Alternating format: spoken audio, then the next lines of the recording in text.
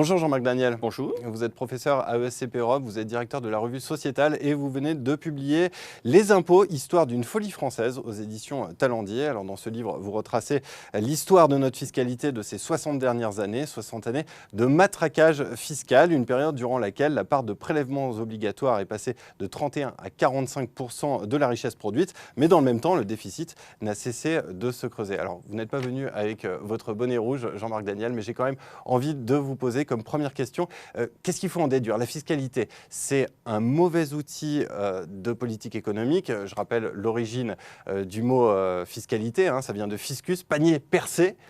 En latin, j'ai lu l'introduction de votre livre, ou alors c'est simplement un outil qui est mal géré? Alors, je crois que c'est un outil qui est mal géré. Vous rappeliez l'origine de fiscus. Hein, et puis, Rousseau rappelle dans le discours sur l'économie politique que imposteur et impôt, c'est le même mot. L'accent circonflexe sur le haut de impôt, c'est le S de imposteur. Et il explique qu'au début, l'imposteur, c'est celui qui crée des impôts et que la population s'est aperçue que l'imposteur, celui qui crée des impôts, est un menteur. Et je crois que le problème de la fiscalité, c'est qu'on continue à mentir. On ment sur deux éléments clés. On attribue à la fiscalité un rôle de redistribution alors que la redistribution ne devrait pas passer par la fiscalité parce que la redistribution par la fiscalité est punitive. On punit les riches et donc on les empêche de s'exprimer, on leur confisque le bénéfice de leur action.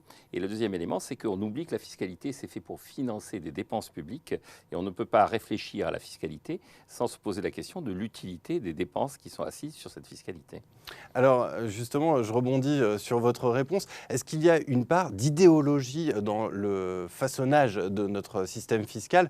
Comment expliquer finalement ce penchant français pour la fiscalité? Alors, je crois qu'il y a une part d'idéologie, et ce que j'essaie de démontrer dans le livre, c'est que après la révolte de 1954-55 qui a débouché sur l'élection de députés poujadistes, et donc après cette révolte contre la mise en place de la TVA et contre un certain nombre de dispositions qui augmentaient l'efficacité du contrôle fiscal, Valéry Giscard d'Estaing, en devenant secrétaire d'État au budget, puis ministre des Finances sous le général de Gaulle, essaie de dédramatiser le problème et essaie d'aborder le problème de façon purement technique, en disant la fiscalité, ça finance les dépenses publiques.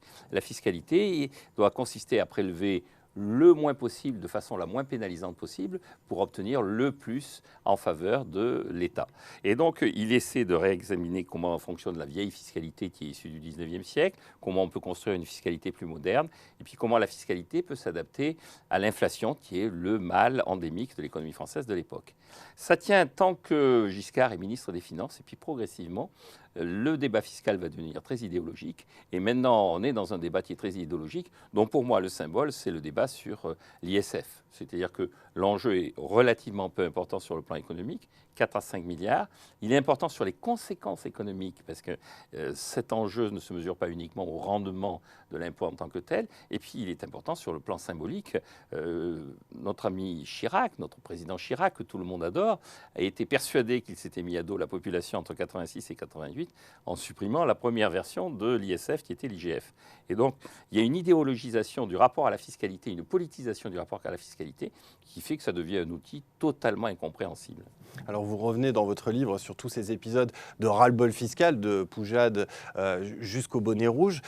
Quel bilan est-ce qu'on peut en tirer? Est-ce qu'on peut dire que sans ces épisodes de révolte, la part de prélèvement serait bien plus élevée, ou alors que tous ces révoltés sont finalement les dindons de la farce? Je crois qu'ils finissent par être les dindons de la farce parce que, en se révoltant, ils espèrent obtenir un comportement nouveau, une réflexion nouvelle sur la fiscalité, et ils obtiennent comme résultat un bricolage. C'est-à-dire, on essaie de leur répondre. Donc, Poujade, c'est contre la TVA qu'il se révolte en partie, et donc on va différer, retarder la mise en place de la TVA, et finalement, on va se priver d'un outil qui s'est révélé particulièrement efficace.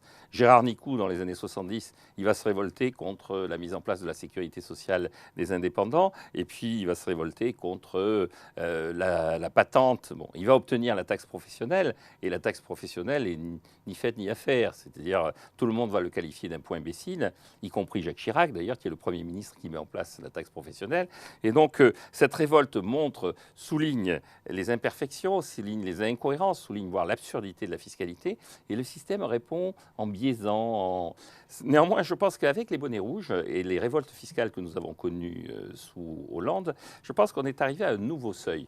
pour deux raisons. La première, c'est que les tensions dans la société sont de moins en moins des tensions de lutte de classe, entre guillemets, traditionnelles entre employés, employeurs, entre les patrons et les salariés, et de plus en plus entre la sphère publique et la sphère privée, avec l'impression qu'à la sphère privée, que la sphère publique refuse les réformes, s'enferme dans une forme d'autisme économique et réclame de plus en plus pour continuer à vivre, si bien que la sphère privée se révolte. Elle se révolte avec l'évasion fiscale, elle se révolte avec l'exil fiscal, elle se révolte avec la révolte fiscale. Et je pense qu'on est arrivé à un point de tension où la révolte fiscale devient une des composantes de la vie politique. Le deuxième élément que je trouve intéressant, c'est que dans le problème de financement des dépenses publiques, nous avons ce que les économistes appellent un déficit primaire, c'est-à-dire qu'on n'arrive même pas, avec les impôts tels qu'ils sont collectés, à financer toutes les dépenses publiques sans la charge d'intérêt. C'est-à-dire que même si on annulait la dette, même si on disait on remet les compteurs à zéro et on va financer les services publics tels qu'ils sont rendus au jour le jour aux Français par les impôts, on n'y arriverait pas. Trajectoire. On repartirait de nouveau sur une trajectoire d'accumulation de dettes. C'est-à-dire qu'il n'y a pas une légitimité ni de cette fiscalité, ni des dépenses publiques suffisamment fortes pour que la population accepte de payer. Donc je pense qu'on va au-devant de véritables affrontements. Mais alors, qu'est-ce qu'on peut faire maintenant si on se projette un peu? Est-ce qu'on peut imaginer une décomplexification du système? Est-ce qu'on pourrait imaginer très simplement une baisse du niveau de prélèvement? Ou alors est-ce qu'on arrive à de tels niveaux qu'un détricotage semble impossible? Non, je crois qu'il faut amorcer le détricotage.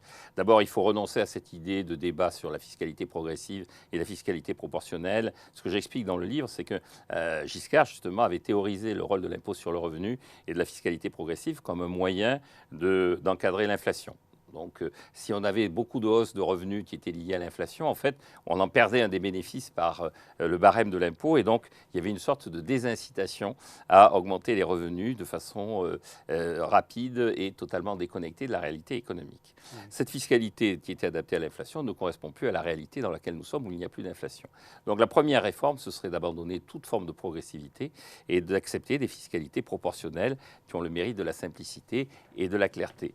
Le deuxième élément, ce serait effectivement d'arrêter tous ces dispositifs de niche.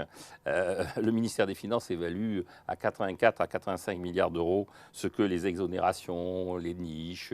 les 400 niches. Oui, 400 niches. Et devant chaque niche, un gros chien. Voilà, devant chaque niche, il y a un gros chien. Et tenant la laisse de ce gros chien, il y a un député qui continue à penser qu'il va se faire élire grâce à ça. Donc je pense qu'il faut simplifier, abandonner les niches, savoir imposer une règle qui soit claire pour tout le monde. Et puis le troisième élément, c'est que si on veut éviter que la baisse de la fiscalité ne se traduise par l'explosion du déficit, il faut l'accompagner d'une politique systématique de baisse des dépenses publiques. Donc tout un programme pour sortir de cette folie fiscale. Merci Jean-Marc Daniel. Pour ceux qui veulent aller plus loin, je renvoie à votre livre « Les impôts, histoire d'une folie française » aux éditions Talendier. Merci beaucoup. Mais je vous en prie.